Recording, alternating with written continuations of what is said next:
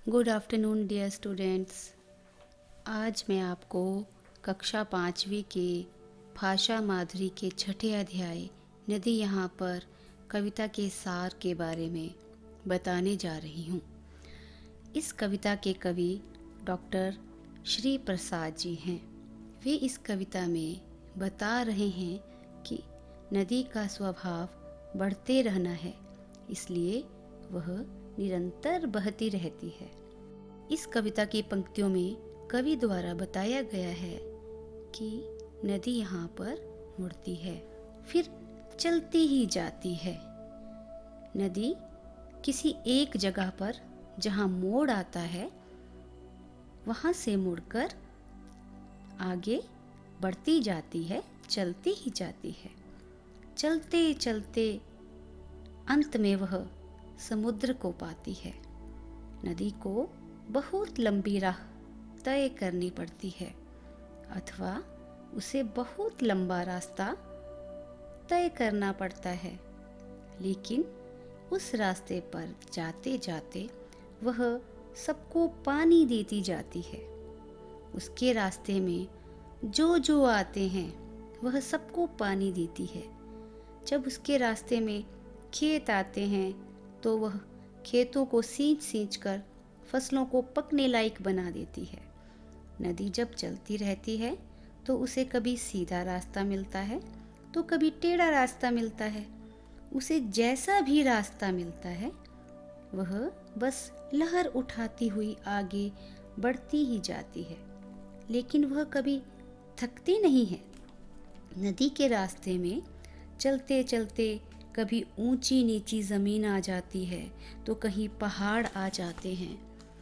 जब वह इन सब रास्तों से गुजरती है तो वह कहीं अदृश्य सी भी हो जाती है। ऐसा लगता है कि वो हमें कहीं नहीं दिखाई देगी।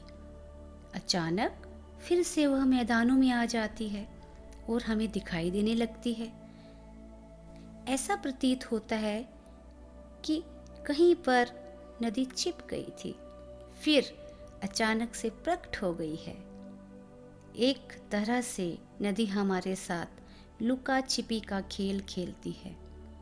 नदी जब पर्वत से नीचे आती है तो उसकी गति बहुत तेज होती है, लेकिन जब वह नीचे आती है तो उसकी चाल बहुत धीमी हो जाती है।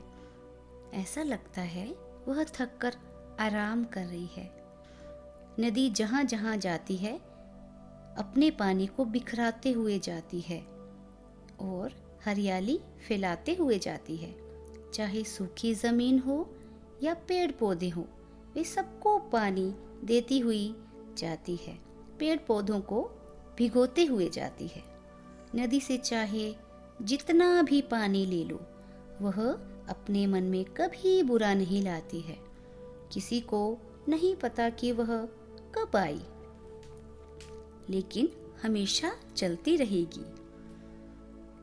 जैसे एक दिया जब तक उसमें तेल डालते रहो वे जलते ही रहता है, उसी तरह नदी जब तक उसमें पानी है वे चलती ही रहेगी। इसलिए कवि ने नदी की तुलना दिए से की है। नदी जब सागर में मिल जाती है तो वह नदी नहीं रहती, उसका अस्तित्व बदल जाता है, वह सागर में बदल जाती है। तब तक नदी चलती रहती है जब तक वह सागर या समुद्र में मिल नहीं जाती। रात हो या दिन वह अपनी मंजिल तक पहुंचने के लिए रुकती नहीं है, आगे बढ़ती ही जाती है, चलती ही जाती है और अपनी मंजिल को आखिर में पा ही लेती है। प्रिय छात्रों, इस कविता से हमें यह सीख मिलती है कि आगे बढ़ते रहने का नाम ही जीवन है। यह प्रेरणा हमें नदी से मिलती है। तो बच्चों, आपको भी नदी से आगे बढ़ते रहने की प्रेरणा लेनी चाहिए। आशा करती हूँ कि आपको नदी यहाँ पर कविता का सार समझ में आ गया होगा। धन्यवाद।